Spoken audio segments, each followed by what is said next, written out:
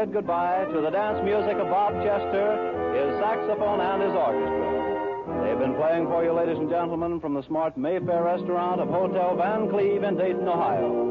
Vocalists on the program were Kathleen Lane, Al Stewart, and Stu Braden. Heard on the program, Dancing in the Dark from Bandwagon, A Man in His Dreams from Star Maker.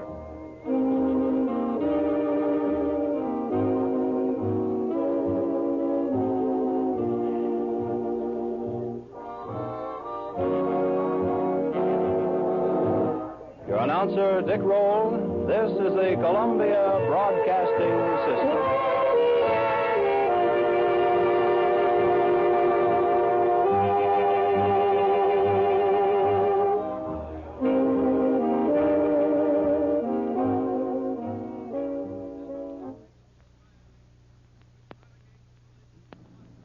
WJSV, Washington.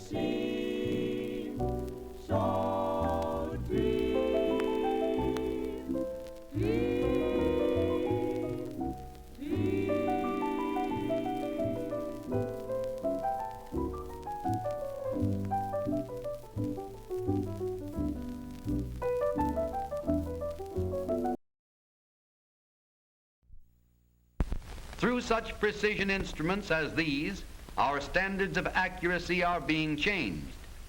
Science has opened the gateway to new conquests in accuracy of measurement. The yardstick has expanded until hundredths of an inch. Thousandths of an inch, even millionths, have become measurable quantities. And the power of man's senses has been extended to reach into a new world that he cannot see or hear or feel without the aid of science. A world in which the most familiar objects become strange and unrecognizable because our standards of comparison have grown infinitely small. Chemists and engineers, the scientists of industry, are becoming more and more familiar with the fantastic land beyond the microscope. Through lenses which magnify hundreds and thousands of times, metal experts count and even measure the crystal structures which make up iron and steel. A measuring stick smaller than a pinhead is used, with tiny lines a thousandth of an inch apart. Under the searching lens of the microscope, small blocks of metal in the laboratory tell the secrets of the millions of tons of iron and steel that go into the huge manufacturing plants. And in these plants, microscopic precision controls the form and size and surface of every part. Through the development for factory use of all these precision devices for the measurement of things infinitely small, within limits of tolerance that are almost absolute, we are now able to meet the precision demands of quantity production of fine parts on the basis of standardization and complete interchangeability. Gauges to test the hardness and toughness of metals are miracles of modern precision. A device known as the scleroscope is used to measure the degree of resistance of metal parts such as the camshaft. A small weight in the tube is dropped on the surface being tested. The amount of bounce measures the hardness of the surface. Hard metals are also tested in a large master gauge. The metal is placed on a support and a diamond point is forced into the surface. The distance the point penetrates is measured accurately on a dial to determine the exact degree of hardness. A similar type of master gauge is used for checking the toughness of metals. In this method, a steel ball under great pressure is forced into the surface of the metal. The dent or hollow formed in the test specimen is measured under the microscope. Master instruments check the accuracy of measurements within 0.5 of an inch. Master gauges check the accuracy of tools and parts used in the factories and on the assembly lines. This precision control of manufacturing operations, for example, gives an exact fit between piston and piston pin. The size of the parts is so accurately controlled that if the piston is chilled for a moment on ice, it will contract. And the pin, when warmed, will expand enough so that the two will no longer fit. Under all ordinary conditions, the two parts will fit perfectly. But if we reverse the operation and warm the piston, it will expand again, and the pin, chilled on ice, will contract and now fits too loosely in the hole. Limits of accuracy in inspection of piston pins are so small that they are almost beyond comparison. Finished pins fit smoothly into the pistons with no difference in size over 1/10 of a thousandth of an inch. Surfaces of moving parts are checked within extremes of measurements that are invisible to the human eye.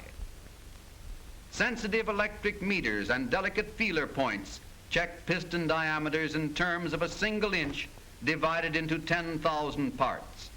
Cylinders are checked for equal perfection in diameter, roundness, and smoothness. Precision cutting machines shape and round the cylinders. Precision polishing machines polish and grind the walls to smoothness, and precision gauges guide the inspection of the finished work.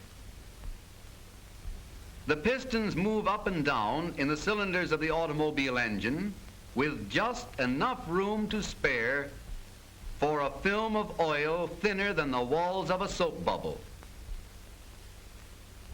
In the careful assembly and fitting together of the parts, many different types of gauges are needed. In the factory, a gauge known as an amplifying indicator is used as a precision check on the fit of the main bearings.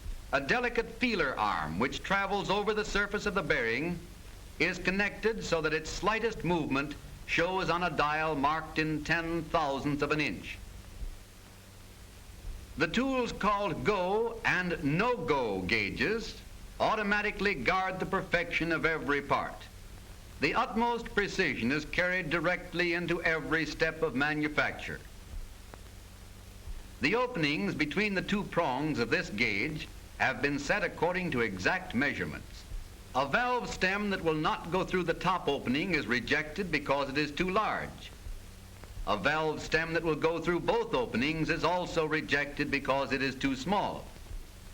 A perfect valve stem will go through the top opening and will not go through the bottom opening, yet the difference is less than the thickness of a hair. Inspection of automobile parts in the factory requires the use of many different sizes and shapes of gauges. Special gauges are used to measure the surfaces of transmission gears. Slight imperfections are magnified so that only perfect gears may find their way into the finished product. The dials detect the smallest variation in the sensitive feeler point as the gears are inspected. Another tool, electrical pickup and amplification, has been perfected and put into use to detect flaws.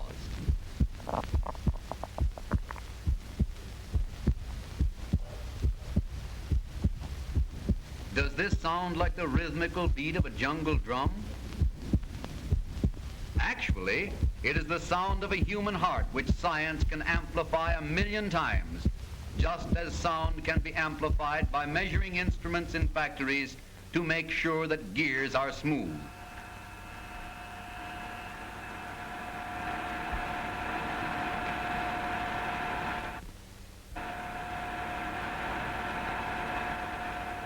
Throughout the great manufacturing plants, tools, instruments, gauges work with almost uncanny intelligence, sorting and selecting, checking, passing or rejecting, ever on guard for the slightest imperfection.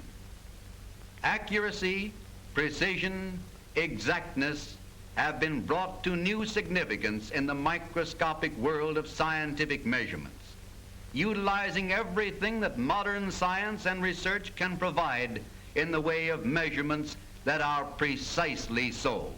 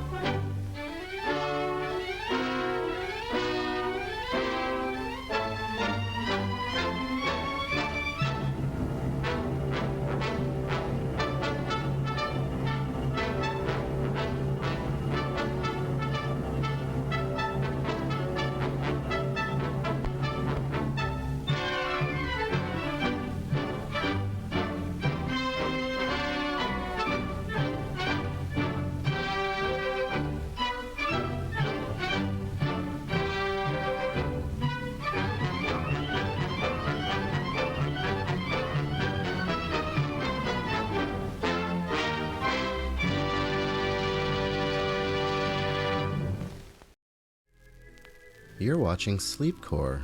Pleasant dreams.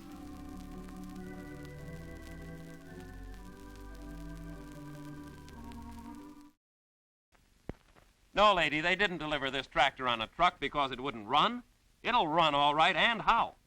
Just to prove that this modern Dobbin can gallop along, Ab Jenkins, world-famed speed demon, fills her up with lubricating oil preparatory to putting the old girl through her paces. So long, Ab. Keep her headed for the barn.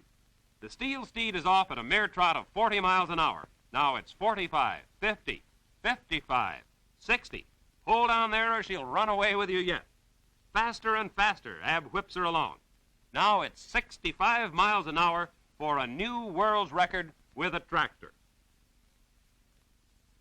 Congratulations, say the mayor and chief of police, who seem to have overlooked the law violation. I'll bet they never saw a farmer go to town as fast as that before. And just to prove that Ab did travel 65 miles an hour, this AAA official checked the run. But Ab has made other official runs at over twice the speed he attained on the tractor. In 1933, he drove a special Pierce Arrow over the salt beds of Utah for 24 hours at an average of 117 miles an hour to establish 66 records. Now he's back again to gain more records. And Ab knows that in a run like this, oil plays an important part. Proper lubrication marks the difference between success and failure. Every moving part must be thoroughly protected by a thin film of oil. Here's Ted Allen, 3A representative.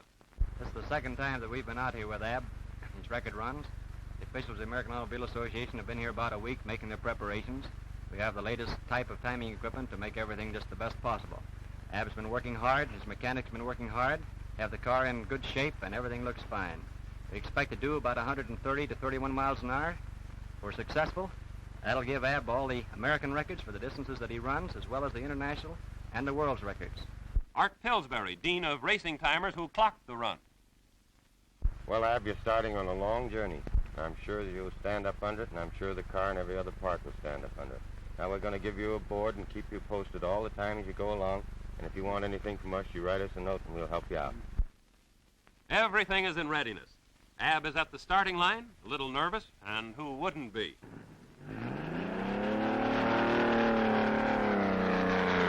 Away he goes, off like a silvery bullet. 100, 120, 140 miles an hour around that 10-mile oval. Nerves are forgotten, for when that champion of speed is driving over 100 miles an hour, he has no nerves. Ab knows how many revolutions the engine's turning up, but the speed in miles is calculated by an intricate timing mechanism. A light beam falls on a photoelectric cell, and when interrupted by the passing of the car, an amplifier in direct connection picks up the interruption and converts it into the activating force that stops one group of watches which record the lap just ended and starts another group to record the next lap. Last lap was 4 minutes, 30 seconds, 29 100, 44 100, and 48 100. Okay. From a low-flying airplane, we realize that Ab is going places, and Art Pillsbury is wondering just how fast he's doing it.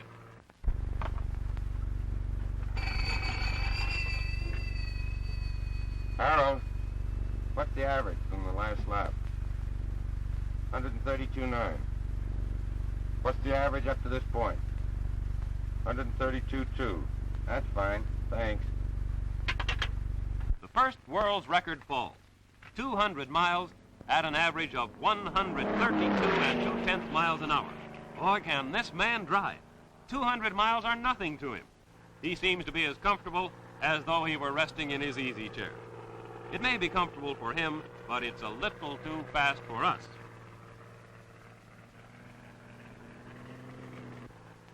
What's this? Are we seeing things? Ab's about to take off. He's actually leaving the ground. As his car's dissolving in thin air, rising and rising, until now the car's entirely lifted from the course. This motion picture of a mirage is one of the most interesting scenes ever photographed.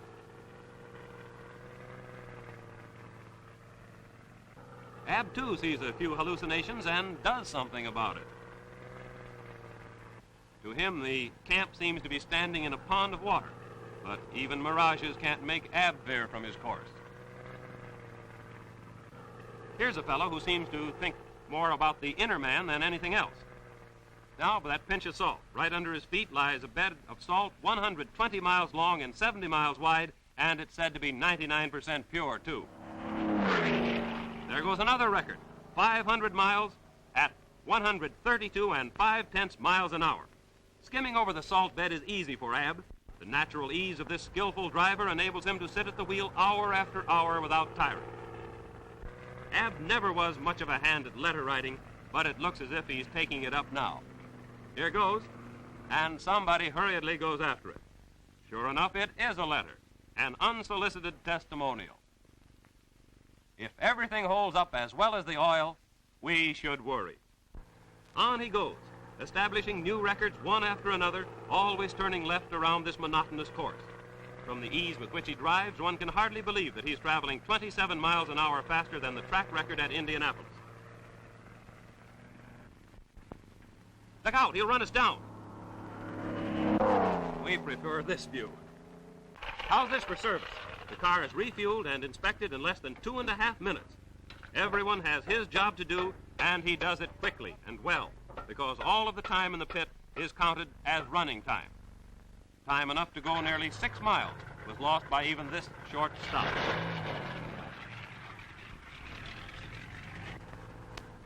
The afternoon is nearly ended, and Ab settles down for the long night drive. He's driven nearly 7 hours, but the run has only started. He doesn't slacken his terrific pace as night crowds down on him. Flares are lighted, and he continues on into the darkness. The roar of the engine is the only sound to break the desert silence.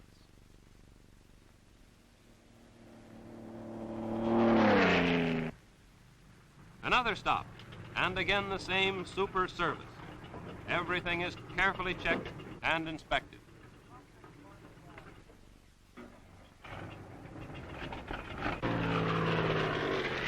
He's off, back on the salt, going farther, faster than any car has ever been driven before. Those flares are 200 feet apart, but the speed almost ties them into a complete circle of light. In the camp, the timers and mechanics never relax one moment during the long night. The roar of the engine and that lone headlight tell them that everything is going smoothly. On the backstretch, the salt is starting to wear into ruts, and the faithful crew goes out to level the course. Ruts don't slow down Ab. He's after new records, and he's going to get them. Here's another. That board is up there nearly every lap now, for record after record is broken during the night. Over the crest of the mountain, the first rays of sunlight slowly appear, and through the cool dawn, Ab speeds along, cheered by his aides in the camp.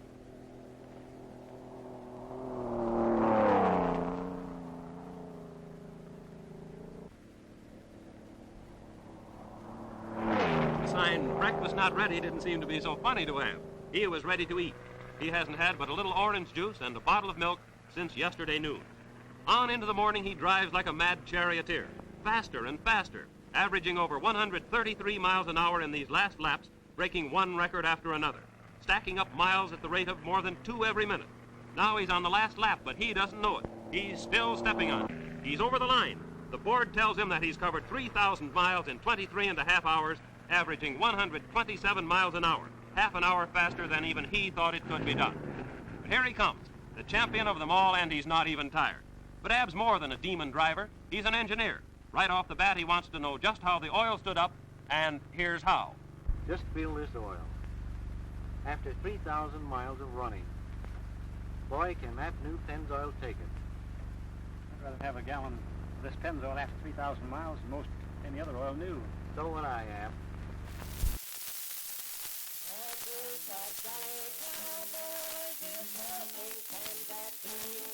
There's one I'll tell you something, boys, if you will listen to.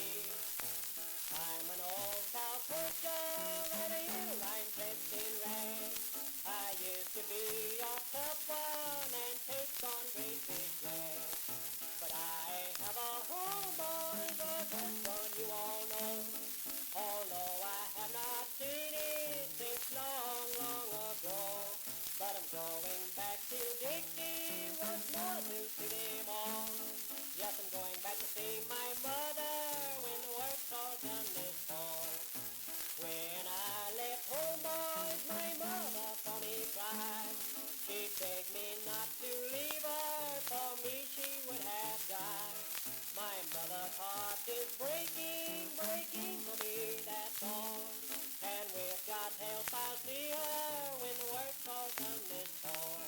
That very night this cowboy went out to Sandy's Gar. The night was dark and cloudy and storming very hard. The cattle all got frightened and raced in wild stampede. The cowboy tried to head him while riding at full speed. While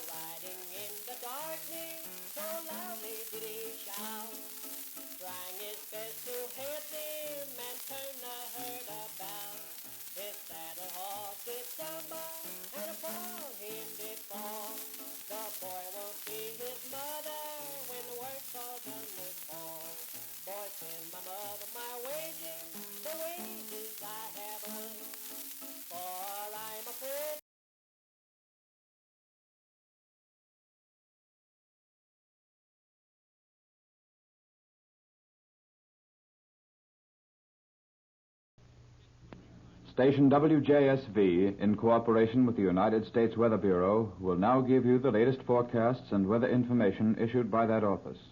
The forecasts cover a period of 36 hours beginning at 7:30 tomorrow morning. For the District of Columbia, fair, slowly rising temperature in afternoon Friday. Saturday, fair and slightly warmer, gentle northeast winds Friday. Maryland, generally fair with slowly rising temperature in the interior Friday. Saturday, fair with rising temperature. Virginia, fair Friday and Saturday, slowly rising temperature in the interior of north portion Friday, somewhat warmer Saturday. This is station WJSV, owned and operated by the Columbia Broadcasting System, with studios located in the Earl Building at 13th and E Streets Northwest in the city of Washington, and transmitting facilities on the Mount Vernon Memorial Boulevard in Alexandria, Virginia, on property leased from the Richmond, Fredericksburg, and Potomac Railway Company. Station WJSV operates on a frequency of 1,460 kilocycles by authority of the Federal Communications Commission. Our next program will come to you at 6 o'clock tomorrow morning. The National Anthem. You're watching Sleepcore, media for insomnia.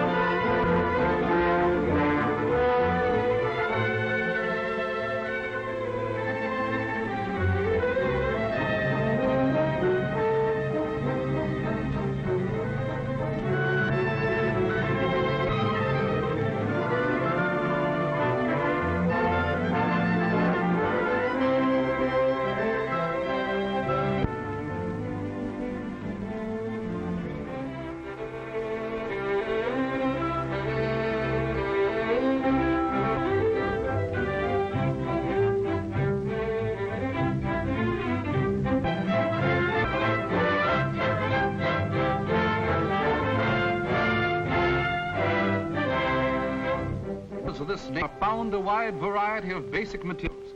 These provided by nature have been used in the service of mankind for many years. Wood, coal, light, water, oil, cotton, and many others.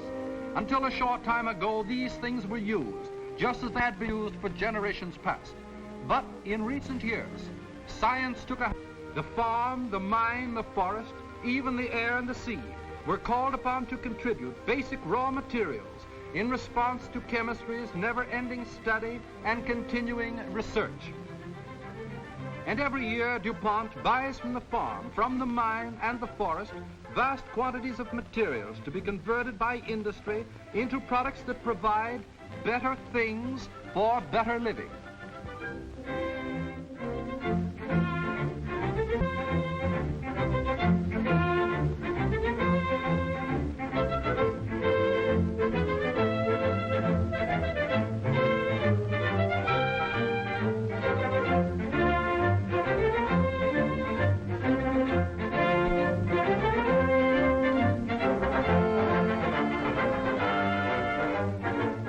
And these familiar, everyday, basic materials are converted into products of thrilling beauty and wide utility when modern chemistry and modern industry join hands in serving our modern America. The DuPont Company, one of the representative chemical manufacturers in this country, plays an important part in developing new things, better things at less cost, and in creating greater opportunities for employment. DuPont transforms natural raw materials into many chemical products. These go to more than 100 branches of American industry for conversion into articles that serve human needs and desires. This transformation is not the result of any supernatural power or magic. Rather, it represents years of systematic work by earnest, searching chemists. As we proceed with our tour of this wonder world, let's take a look at a few of these better things. You read them all. from products that bring comfort and happiness in your daily life to those which serve industry in the march of progress.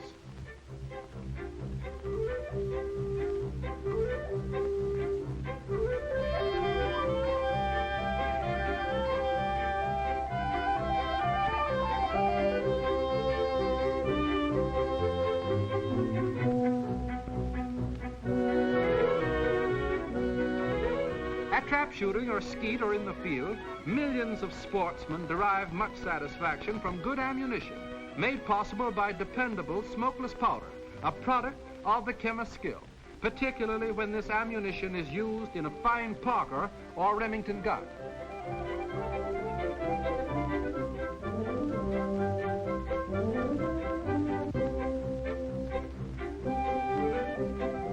And here is one of DuPont's early chemical contributions, dynamite. This industrial explosive has aided materially in the forward march of American progress.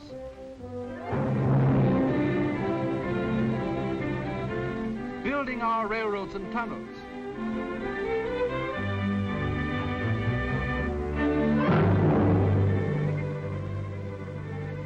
Development of fine highways. And iron ore for modern building construction. Clearing farms and swamplands.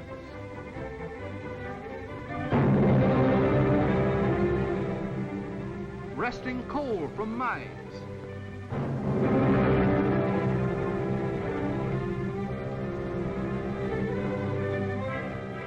Serving in gigantic construction works where, but for dynamite, black powder, and other industrial explosives, vast projects of national importance could never be realized. And now, let's learn something about how the chemist works in developing new products from familiar materials obtained from familiar places, here and there.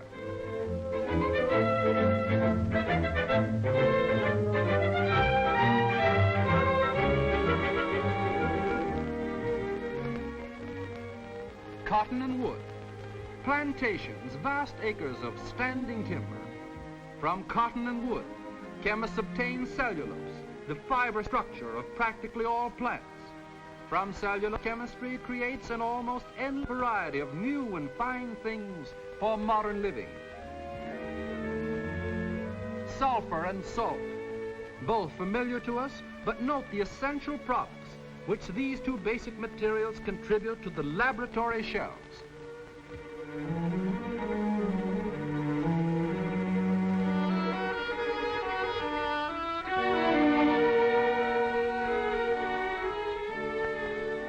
And so, after thousands of years of man's dependence upon products in their natural state, we find today our men of science drawing from these same basic well-known materials the parts and elements, the separate compounds needed to create new things, new articles, better suited to our modern needs. For example, water, air, and coal. What can be made from these? Heat, steam, gas, perhaps? But wait! Now we're in DuPont's plant in Bell, West Virginia. Water, air, and coal and chemistry are going to work. An ample supply of nitrogen in fixed form, particularly ammonia and nitric acid, is needed for a variety of purposes. Industry needs nitrogen. Farmers need nitrogen in fertilizers to renew the soil. And so here, nitrogen from the air and hydrogen from water are combined to produce ammonia. This chemical union is one of the real advances of science. Huge amounts of coal are required in the process. Forcing these two gases to combine requires pressures of astonishing intensity. Pressures as high as 15,000 pounds to the square inch. This ammonia is processed to make ingredients for the fertilizers needed for America's agricultural lands. Thus, chemistry has safeguarded forever a continuing supply of the vital compounds so essential to food crops throughout the land.